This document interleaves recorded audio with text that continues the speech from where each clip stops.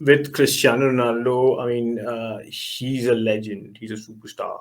So, of course, we have been reading rumors and such, but I do not think that this interview was unplanned. Mm-hmm. He must have consulted his legal team and PR team, and he knew exactly what he was getting himself into. And uh, the possibility of a mutual termination settlement, I think, it became quite evident after a certain point. With Cristiano again, but he's like uh, one of the biggest superstars in the world.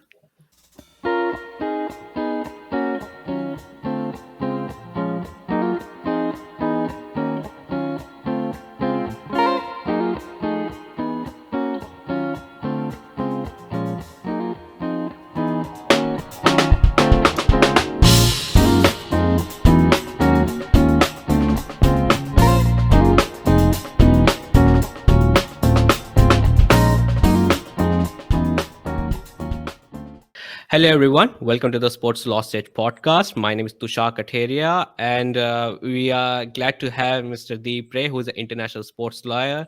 He's right now partner in the Sensato Sports Law, and Deep is one of the few people from India who established his practice into the European market. First of all, thank you, Deep, for coming on board for this episode, and we are honored to have you on board. So, how are you right now, Deep? Thanks a lot, Tushar. I'm good. I'm good. I hope you're doing well. Thanks a Ye- lot for inviting me. I've been looking forward to it. Hopefully, we Yeah, have a fruitful session, which I mean, I'm sure we are both going to enjoy it, and also the viewers. Hopefully, they also uh, get learn something, or enjoy yeah. the session. Yeah. Yeah. So let's move on to our first question. That your journey, that you graduated from the NALSAR Hyderabad, and how your transition, how the process has been begun for you into the entering into the sports legal industry, and how the transition happened for you. Right. So it's a pretty long story. So I'm from Calcutta, and as you are aware, football is pretty big over here. So Right.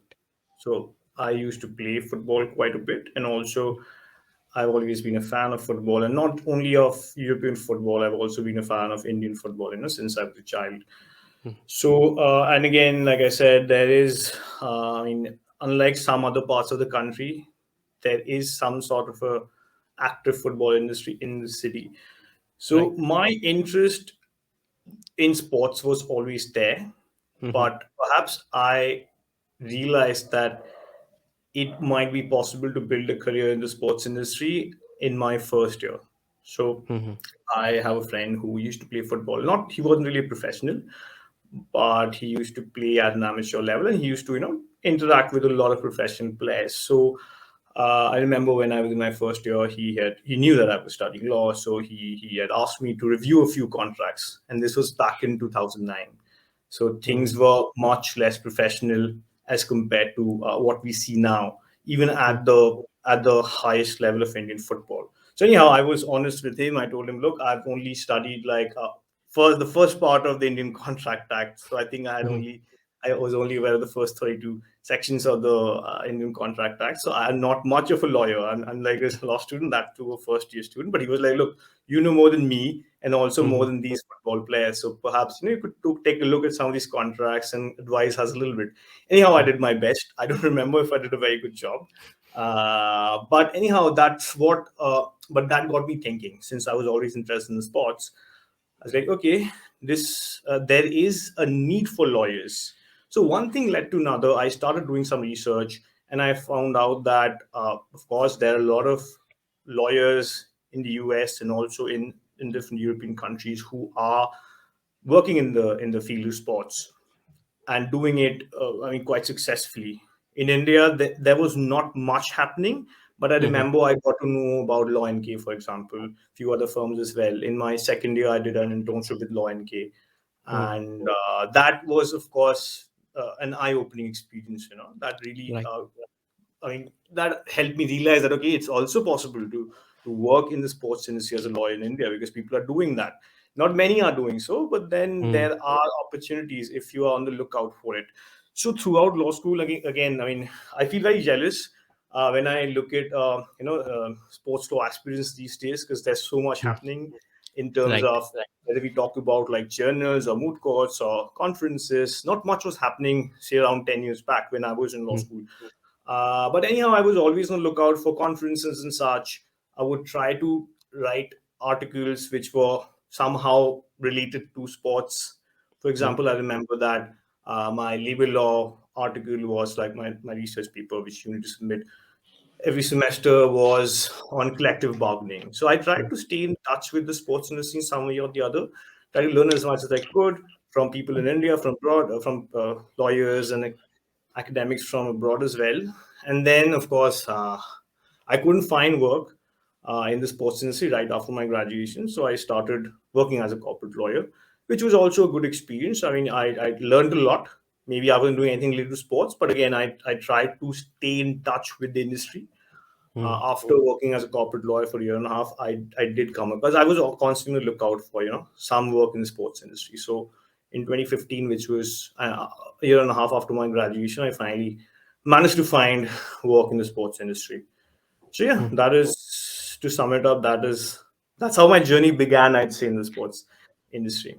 Yeah, and Right. of course, Yeah. So let's move on to the next question. That you went to the ISDE Barcelona campus and you pursued your masters in sports law and management. How that was experienced and how the cultural transition happened in there.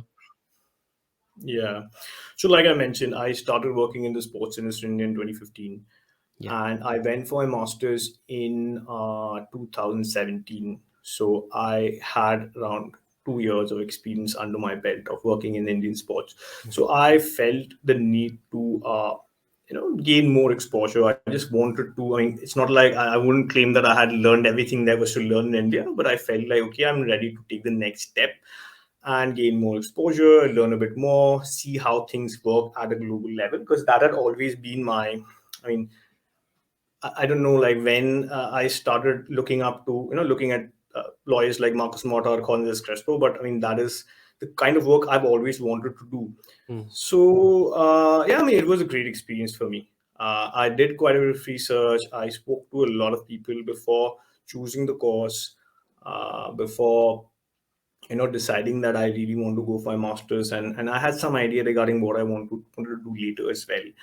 mm, So it was amazing. Like SD, uh, in terms of learning, it was good. But I think my biggest takeaway from SD was the sort of people I got to meet, the kind of network I've been able to establish, and not only talking about seniors I met, also my colleagues. Some of them I work with on a regular basis. So it's been incredible for me. SD was a very like satisfying, fulfilling experience for me. mm. And of course, Barcelona is an amazing city. I don't know if you've been there, but you should visit it. It's a very very nice city.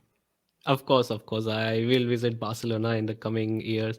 So yeah, so right now you are working as a partner in the Sensato Sports Law and Jesse Engelhardt, who is one of our guests in the season first, and you are working there. So how was the challenge for you while working with the different sets of clients? Because they are the athletes also, and they are the Right. football players and the football clubs also that you have to handle. So how the challenges that you face right now? The challenges I've faced in terms of clients, is that what Right, you asked? right. Look, I mean, so post once I was done with the masters, I was working at a law firm based out of Mm, Valencia for a couple of years, I think, before I went independent. So of course, I learned a lot. mm, I learned a lot from my senior. Like I was working under Giuseppe Banderas, who I consider to be my mentor. So I had some idea about how things function in terms of how to handle clients and what sort of expectations clients have. But of mm, course, when you're handling your own clients, that is a different ballgame altogether. Thankfully, I've always had some clients of my own. mm. Even when while I was working in India in the sports industry, I was working independently a little bit, which again really helped me out later when I really started when I decided to uh, go independent and start my own practice. If I didn't have that background, I wouldn't have been able to do so, perhaps. In terms of clients, look, I mean, there are several challenges. one of the things which I really enjoy about my work is that I get to work with people from all over the world. It's not restricted to any particular continent or country, which has its perks. And there are also certain challenges that you face in terms of the languages that you speak or even different accents. Those are some challenges, but there are also other challenges in terms of, you know, meeting expectations, getting paid. That's something which I think everyone faces when the moment you start your own practice, your own firm. It's a struggle, and you have to uh, figure these things out as well. These are not things people you're taught in law school, right? How to Right. charge a client and how to ensure that you get paid. So there are several challenges. I think this is it's still a learning curve for me. I've been Mhm. doing this for a while now, but it's a process, it's a journey. I really enjoy it, but sometimes, of course, it gets a bit overwhelming because what happens is you are constantly overwhelmed because there are a lot of responsibilities. Right. People's careers and their lives depend on you. So, and again, when you have your own practice, you are the one who is responsible to deliver good quality work, as Right. compared to, say, when I think you have also started your own practice recently, so you would know what I'm talking about. You feel much Right. more responsible. Like earlier, before I started my own practice, of course, I was working on a lot of important transactions, important matters and such, but then I knew that there's someone there Mhm. who is going to check my work. But now it's just that, okay, it's me and the client, and then if I uh, make a mistake, then I mean it can prove to be very costly. So there are several things which one faces when they decide to go independent. There are, of course, pros and cons, irrespective of which path you decide to finally take. Right. And because right now, because we both are work, because I'm also working as an independent legal practitioner, and there are certain challenges which we face, especially this how to make a business more sustainable, and how Yes, we have to charge fees, because this is something which is not taught in the law school, especially in India, because we are heavily focused on the academic side. But of course, but the law school don't talk about how we have to work as a professional of advocate course. once you enter into the legal field, especially in India. So yeah, these are the challenges that we all And face of right course, now. it's very important. Like a lot of people want to start their own independent practice, but then Mhm. I mean, I don't advise people to just go for it. T- it should be there should be like a transition of sorts, Mhm. because it can be very overwhelming. It can also be very rewarding, not only Right. financially, but having being your own boss and having Mhm. the sort of flexibility that you can have. But it also means, I don't know how things are going for you. I never get to take a proper vacation, even when I'm on Mhm. holiday. I find very hard to switch off. Like my phone is always on because I'm like, Right. okay, maybe Right. a client might require my assistance. It might be something urgent.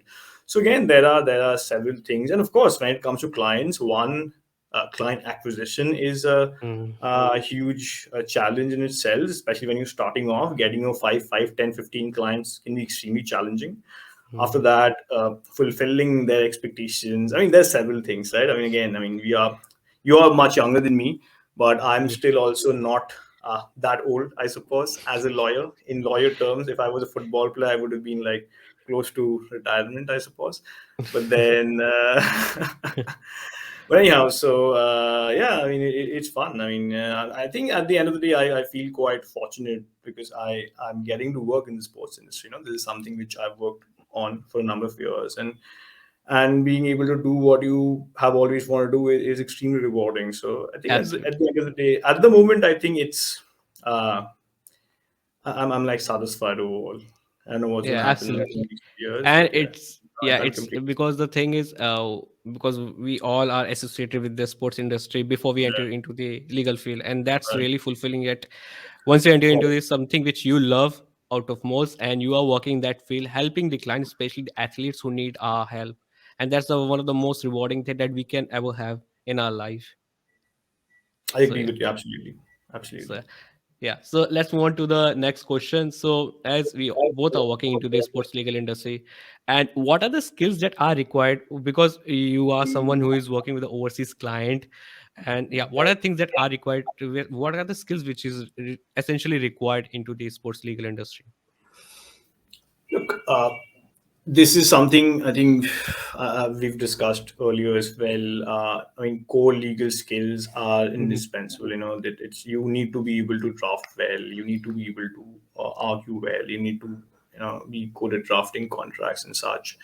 That is always going to be there. Like any, those are skills which any lawyer requires. So there's not much to say about that. Again, I mean, we are essentially, I don't know if you agree with me, but then we are essentially lawyers working in the sports industry. So the Mhm. kind of work we do is not very different from what any other civil lawyer does or even a criminal lawyer does in terms of like the basics I'm talking about. Of course, the Mhm. matters are very different. You need to look at different sorts of laws, and then the dispute resolution system is different, but like core legal skills remain the same. The other, what I'd say, some of the skills which you require, I think it's very important to be somewhat enterprising, because Mhm. it's a niche industry. So you need to acquire these skills. I mean, no one is born with those skills. At least I was not. It's not like, okay, I was not very good at sales. And this was not something which was taught to us in law school, to be very Mhm. honest. I think in B schools and all, maybe they are a little more better equipped. Even Europeans tend to be a little more. I think what I see, and this is like a very general statement, what I see is European lawyers tend to be a little more enterprising than Indian lawyers, and Indian Mhm. lawyers have slightly better in terms of the core legal skills, at least till a certain age. I'd say Mhm. like till when they start off. Later on, of course, you develop a set of skills with time, with experience and such. So that is very important, I think. What I advise young lawyers to do is, I mean, anyone who wants to set up their practice or wants to get into the sports industry, even if you're working at a firm, try to think in terms of client acquisition as well from the Mhm. very beginning, and it really helps. Because I mean, say, okay, you are uh, for like someone with an Indian passport, it's not always easy to find work in Europe. Right. Mhm. But what you can really add to the table when you're applying for a job is if you have the ability to acquire clients, that really helps you. Because at the end of the day, Mhm. all law firms are looking for good quality clients. They're looking to expand their area of work. They are looking to reach out to different newer markets. So that is extremely important. Other than that, specifically for sports, I think language plays an important role. Mhm. Again, I mean, my Spanish is still a work in progress. Mhm. I'm okay at conversational Spanish, but I cannot provide legal advice in Spanish. Yeah. I mean, I speak like a 10-year-old. So, that not very, that's not very impressive when I try to talk to a client in Spanish. But again, I mean, if say someone who's in their early or mid 20s and has a bit of time and is looking to get into sports, I think knowledge of Spanish or French really Mhm. helps. Also, in terms of uh, opportunities. So if you look at some of the opportunities that come up from time to time, whether that be at FIFA or some other organization or CAS even, it's always useful if you are proficient at English and some other foreign language. I mean, I'm not saying that it's compulsory, but Mhm. if you're looking to add something, I would certainly look to learn a foreign language like Spanish or French or German, language which is spoken not globally, but in several countries. Right, because Right. I'm also learning Spanish also, because what I do, this is something which Dr. Erkut Sogut, who is a sports agent and helped the Mesut Ozil. So he told me in this one session that every morning what he do for a first half an hour, he just plug his earphones and start taking a lessons through Duolingo and start learning Spanish so that he can learn more about it. So this is the same process that I'm also following right now, just learning Right. something new language, something which really help you out, because I also working with one of the client who is from the Spain, and yeah, learning the foreign language is really helping you out while working into this legal field, which really helping me out right now. And yeah, and you also talk about the commercial awareness that the lawyers who right now from India who want to work into the sports legal industry, they should have Mhm. us commercial awareness so that they can actually acquire the clients. And I think that's a really major challenge that in Sure. the, yeah, because a lot of the people right now, because I'm in touch with the people in the UK also, because my major practice also right there. I'm also Right. preparing for my solicitor exams. So commercial awareness is something that they are majorly focused on that. Yeah, So no, absolutely. Of course, I agree with you. I mean, look, that is very basic. I mean, if you want to work in the sports industry and you want to distinguish yourself from other mm, lawyers, knowledge of the industry is extremely important, and that's another reason why, say, for example, I never look to look for clients from the US because mhm, I'm not very well versed with how the baseball industry works, or how NBA works. Of course, like you can watch the sport, but I don't have much industry knowledge. So that is absolutely important. So someone who wants to work in the US, maybe they should try to understand the industry better, because the industry, it's very different. I different. mean, the European football industry is very different from the industry with the American sport industry, for example, in terms of the culture. I mean, of course, regulations and everything. The whole system works in a very different manner. So, absolutely, I agree with you. That is extremely important. But that these are skills, again, one needs to acquire over time, I suppose. Mhm, You have to be like, I mean, again, you cannot be a sports lawyer unless you have like very good knowledge of the industry, because essentially that is mhm. what separates you from other lawyers. Right, because for me it took me around 2 years to Yeah, acquire such kind of skill. It take time, it usually take time. And you talk about that how the American model, how the American sports model work. Because I was fortunate to bring two people, so Stephanie Weisenberger and Dan Lust from the US, because they are working. And Stephanie Weisenberger right now, she's a legal counsel in the Major League Baseball right now, and she's right. someone, and people who are watching right now who will watch this podcast, do connect with her, because she is someone who is right now working into the American sports market. So yeah, I will suggest that. So yeah, let's move on to the next question. So yeah, you see right now Cristiano Ronaldo interview with the Piers Morgan, and that controversial interview, it really cost his contract with the Manchester United Football Club. What are the things that we have to learn from such kind of situation? Because there's a crisis management is another thing, but there's also legal sides also. So yeah, Of course, go of for it. course.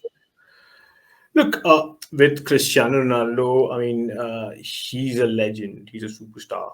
So, of course, we have been reading rumors and such, but I do not think that this interview was unplanned.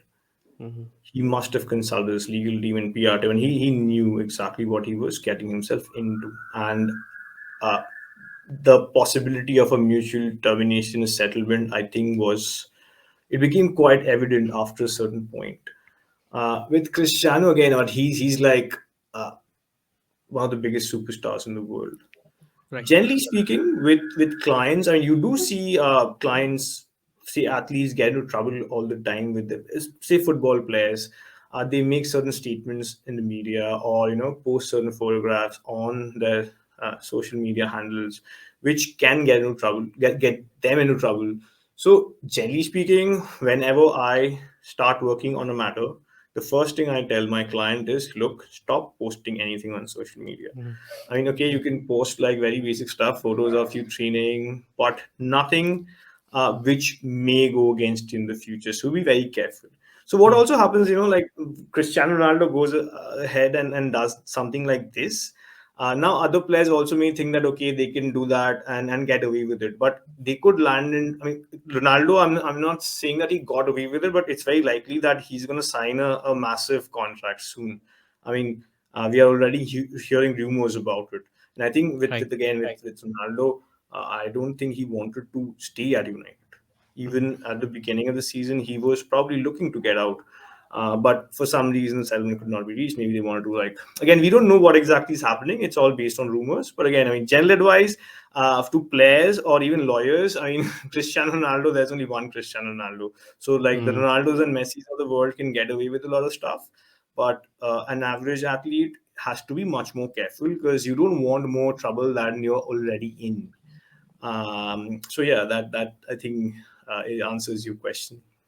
Yeah, because the thing is, there's a crisis management also, because the contracts which are drafted in such a way, because Yeah, a stature like that Cristiano Ronaldo have what he had achieved, and he knew that he really want to yeah, compete into the very elite level of football, and United is not someone that can provide such kind of for hmm, him. So that's why I think he deliberately, maybe he deliberately done this interview with the Piers Morgan, and so things didn't go according to the plan, and now Manchester United already terminated, and he already in with the talks with some of the clubs which are offering really good amount, better than any other European club. So let's see what will happen to him, because we got to know maybe in the January transfer, but not right now due to during Yeah, the FIFA no, World we Cup. will see like how things pan out. But again, I mean, I think this was pre-decided. I mean, he Hmm. knew what he was exactly what he was getting himself into. I mean, he works with a bunch of really competent lawyers. It's very unlikely that, and his PR team is also amazing. So it's very unlikely that he Mm. would just go ahead with an interview without consulting his team. They are very very smart and professional. These players, at least the Messis and Ronaldos and such, they have all the Yeah. resources in the world, right? So it's not that difficult. Mm. Yeah, so because they are at the Titan level, so yeah, we can't say anything about it. So Yeah. let's move on to the next question. So recently we saw two big European clubs, Manchester United and Liverpool. They already put up their sale for their club, and many tech companies like Apple Incorporation, they already showed their interest into the Manchester United. And why such kind of acquisition can really help out the clubs that are already invested by the American investor, because both of the clubs are Yeah. being acquired by the American owners. So Right. yeah. Yeah, I mean, I don't know about the interest from Apple. I did read some rumors, but again, I think Apple has denied that they're interested in Hmm. United. So I don't know. I mean, maybe there's some reason behind those speculations, but I think Hmm. it's quite evident that both these clubs, Liverpool, I think recently made a statement that they're not sure whether. I think Liverpool is owned by the Fenway Group. They made a statement Fenway that Group, yeah, they are not really looking to sell maybe the majority shares, but at least they want some some part investor of the on board. shares. But again, they are open to selling the club off as well, Hmm. and I think Glazers want out. That also seems evident. I mean, I mean, this is something which has been happens in football all the time.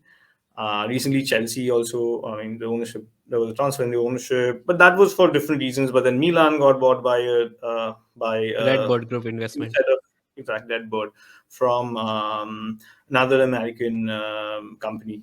But I mean, these are not uncommon. I think one reason behind, from what I understand, I'm not like an expert in football business, but my understanding of the situation is that, uh, I mean, post COVID, clubs are struggling quite a bit. They have suffered huge losses. Plus, the global financial scenario is also not stable right now. Hmm. There is a threat of there being like a recession. So many owners are also looking to encash. Say a club like United, I think Glazers spent around 700 million to buy that club long time Right. back. Now I think Chelsea was sold for around three billion US dollars. So Hmm. United being arguably a bigger brand, I mean, I don't want to offend any Chelsea fans, but arguably United is a bigger brand. So they should go for at least 3 billion. So Hmm. the owners are in a position to make quite a bit of profit. Similarly with Liverpool, I think was bought by the 5 billion. Fenway Group for Fenway Group. Yeah, they invested around yeah, 330 million US dollars at that time in 2010. yeah. Right. And now again, Liverpool is also worth a lot of money. So perhaps they want to just sell off the clubs. They think this is a good time to make the exit because seems to be a lot of interest from again, these are all rumors from Qatar, Saudi, different parts of the world. I mean, I think I saw an interesting news regarding the Newcastle owners wanting to sell off the club and maybe they might uh, bid for United. So nobody really knows what's happening right now. Of course, there's a lot of ongoing speculation. It's fun, it's fun to read this kind of news, but you never really know what's going behind the scenes unless you're maybe working on the transaction. Sometimes you're working on a transaction as a lawyer, but even then you don't know what exactly is going behind the scenes because sometimes Hmm. these deals are conducted in a very secretive manner. Anyhow, it's interesting. Let's see how things go. I mean, Yeah, because the thing is, what if the tech companies like Apple or even the Mukesh Ambani, Reliance Industries, yeah, they yeah. also showed their interest in the Liverpool Football Club. The one thing which I can take out from such kind of deal with the tech companies, that they want to Mm. exploit that content that the clubs that they have it, and they want to put it in their streaming platform. And that's Yeah, the way that they are thinking, right? And how they can get exploit such kind of market, could and be. that's really want to Could do be, it. I'm sure, of course. I mean, they will look to monetize. I think, but I don't know if buying a club is absolutely required. Like I mean, of course, you're aware of the Spotify deal with Barcelona, which they have sort of a partnership. So I don't know. It's very interesting. These are very interesting case studies. But I suppose we could conduct a study once the deal is done to kind of Right. figure out uh, what what was going through someone's head, or what they are looking at while making the purchase. Right now, it's just speculation. Anyhow, it's Yeah. fun to talk about these things. Yeah, Yes, of course. and the one person who will make a lot of money, and it will be LeBron James and his LRMR group, and all because through the what he has done the investment in both in AC Milan as well as in the Liverpool also, and he is the one of the person who making such smart investment right now Yeah, as a sports person. they have stakes in Rajasthan Royals as well, and Mm, several other franchises across the world. So that's something they are looking into. I mean, Fenway is also Liverpool, part of Liverpool. Redwood has also invested in Liverpool. yeah, Red Sox, So Fenway, Boston Red Sox. Boston, of course. So it's just interesting. Yeah.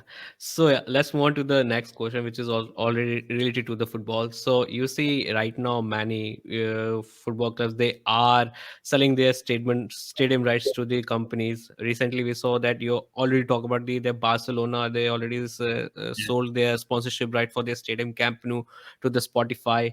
And we see many clubs like Juventus and Atletico Madrid. They already also sold their sponsorship right for the stadium rights. What are your views on it? Because you see many of the clubs they want to expand, they want to develop their stadiums also. So how these sponsorship deals that can really help them out? Yeah, I mean, it brings in more money.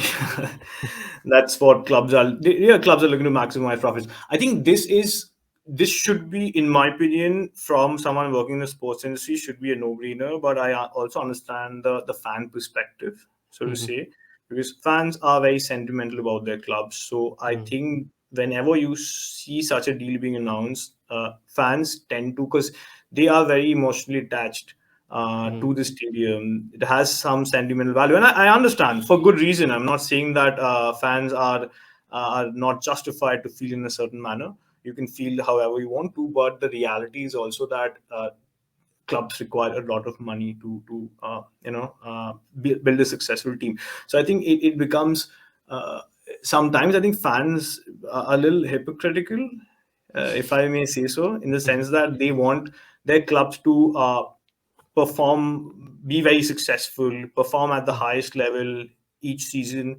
And in order to do that, the sad reality is that you need to generate a lot of revenue, and Right. you need to be on the lookout for newer revenue streams. And I think this is a good way to generate more revenue. Stadium infrastructure is like, if you look at the infrastructure in European football, it's still not that great. If you compare to the US, Yeah. it is at a very bad state. And even if you compare between like countries, say for example in the Premier League, uh, top clubs have good quality stadiums. But if you look at Spain, Italy, in Italy, many clubs don't even own stadiums. Right. Yeah. The Milan clubs are still sharing a San stadium. Siro. Yeah, so it's an amazing stadium. I'm a fan of Milan. I love the stadium. It has like Mm. every time I've been there, it's like a holy place of sorts. But then changes need to be made. It's not a modern stadium. So if the Mm. stadium is not modern, you're not going to make money from it. So the Right. need of the hour now is to, and this is a very interesting topic. I mean, stadiums and such. You need modern stadiums which are a little compact. Maybe it does not make sense in many countries to have stadiums with the capacity of 70, 80,000. Hmm. You can see like Juventus, for example, their stadium capacity is I think 44, 45,000, because Right. in Italy, not so many fans attend games for whatever reason. Unlike in the UK, maybe at least clubs like Liverpool or United, most of their games are very well attended. So plus you also need to, stadiums need to be modern. They need to have certain facilities. That is not something you see in Europe. I was actually quite shocked when I started watching games on a regular basis. I mean, Camp Nou, now they're renovating is the Camp Nou isn't a great stadium. It's okay. Right. It's not bad, but then there's certainly scope for improvement. And I've been to like several other places in Italy where the washrooms stink, and it Hmm. just simply does not seem like a very modern stadium. Okay, in terms of ambience, atmosphere, it's amazing, but then in terms of seating, comfort, and such, there's certainly a lot of scope for improvement. Again, I mean, you need to commercialize, you need to improve the fan experience. Otherwise, Right. why would people go to the stadium to watch games? So there's several things, and again, naming rights and such. This is another way to generate revenue, improve stadiums and such. And I think that is there's no way around it. Clubs have to explore these opportunities when as and when they come up. Right, right. And because you already talk about it, that the infrastructure in the Europe is not really great if you compare with the American stadium, that they Yeah, had such a, because they heavily invest in their sporting organization, absolutely. and usually universities are quite heavily involved with the sporting infrastructure because they have the athletes and they want to have that kind of experience, and that's why they are usually focused on commercializing their university stadium and making it in such a way that the global events can be happen in that stadium, and that's their perspective at how American sports government think about it. It may be, it's something which is very different if we talk about the European and the American model of the Of course, sports. absolutely, absolutely. So yeah, let's move on to the next question. So recently we saw the Juventus football club scandal happen, and FIFA already started the investigation. What are the things that we have to learn from such kind of incidents? Because this is a one more issue of the sporting governance, and in our first episode with Roshan Gopalakrishna, we elaborately we talk about it. So how these sports governing issues shall be evolve? How the principle have to be evolved? Mm. Yeah, what we could learn from this is don't cook the books. No, I mean on a serious note, look, I mean Juventus, of course, is a legendary club. I think Mhm. arguably it's the biggest club in Italy. So people who are not aware, just to inform them, Juventus is currently being investigated primarily for two reasons. One is because the transfers which have happened, some of the transfers have been marked because it's being suspected that the values were inflated. I think one such transfer is the Pjanic and Artur swap, which Pjanic I think went for 60 million, which I think everyone raised their eyebrows that look, this does not seem real. Right. I don't think Pjanic, 30-year-old player who's not even performing all that well, could go for 60 million. That's one reason. The other one is that during COVID, allegedly, so I remember, I mean, of course, some of us may remember that the players, Juventus claimed that some of the players accepted a pay cut or accepted not to receive their salaries for 2 3 months. Now it is being alleged that the players actually did receive their salaries, but it was paid in cash or whatever. So no taxes were paid with respect to those salaries. Mhm. They would be under the table. So this is what they're being investigated for. It's early days, very difficult to predict the outcome. Uh, I think there are a number of issues which could happen. One is from the criminal perspective, because Mhm. criminal charges will be brought against the directors and some of members of the club. Right. Agnelli and most of the directors have resigned anyhow. So that is one aspect. I don't know how badly that would affect the club. Perhaps not, Mhm. but then there could also be sporting sanctions. FIFA is going to Right. have a look at it. UEFA is going to have a look at it. The FIGC has to take a look at it. And if they have indeed cooked the books, so to say, certain sanctions could be imposed on them. Uh, Right.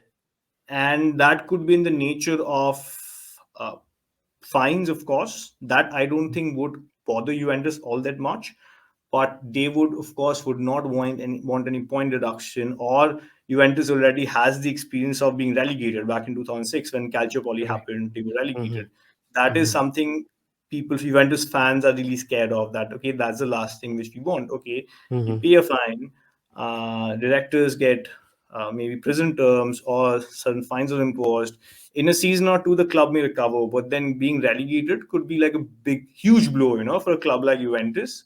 So Right. let's see. Again, it's early days. It's incredible. I mean, every time you open the news, there's so many happening, so much happening in the football industry, just the football industry. So there's never a dull day, and I think that's one of the things which makes our job like so interesting. Right. Absolutely.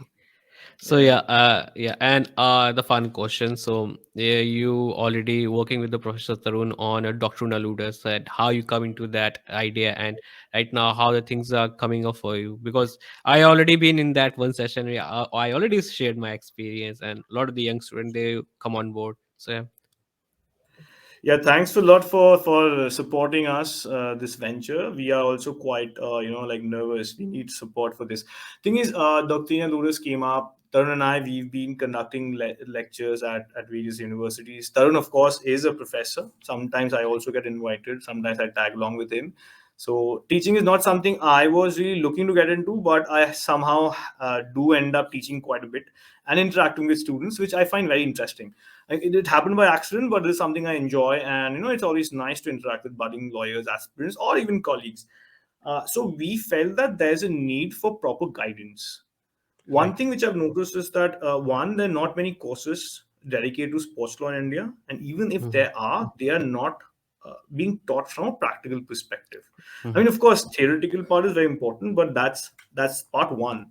Now, part two is to try and teach people how to apply the theory in practical terms. I'm sure you have also had similar experiences. It was Right. very difficult for you or I to receive proper guidance. So that is what we want to do. I mean, we want to provide proper guidance to aspirants and just create a sort of platform, where people come together. We discuss about like interesting topics, like some of the issues that we discussed today. We could bring in experts from these areas and conduct Right. sessions, make knowledge more accessible for students around the world. I mean, it's Hmm. not that knowledge is not accessible, but it's also quite expensive, at the moment. Right. As things Absolutely. stand, we also want to make it a little more um, uh, accessible for people around the world, not just in India. We are not looking to focus only on India. We want to, uh, of course, like we anyone who we anyhow, most post industry topics are globally relevant. Yeah. So let's see how it pans out. We are going to conduct another session very soon this month, hopefully, and we want to conduct courses and such. So again, I mean, thankfully, our colleagues, including you, have been very supportive of this venture. And yeah, with your support, I'm sure we can deliver and create a platform which is of use to everyone. Absolutely, because we like that I started this venture. The small things that I really wanted to students as well as the people who really want to work into the sports league industry. They have to come on board, and that's why you and I and everyone around the world we Of are course, taking of this course. initiative and to Right. and we have to uh, talk about what kind of things that are required, because there's a lack of the sports law awareness right now in the current Of course, market. We of already course. know about the commercial awareness, what are the sports law awareness, so you have to focus on Yeah. that also. So yeah, that's it for today. So yeah, thank you so much, Dave, for coming on board for today's session, and I hope you enjoyed really well in this session. So any It was a last word pleasure. before you leave?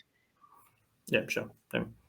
Sorry. No, thank you for inviting me. I think this was a great session. I enjoyed myself. I don't know. I hope the viewers also, again, like I said at the beginning, maybe they have some takeaways from whatever we discussed today.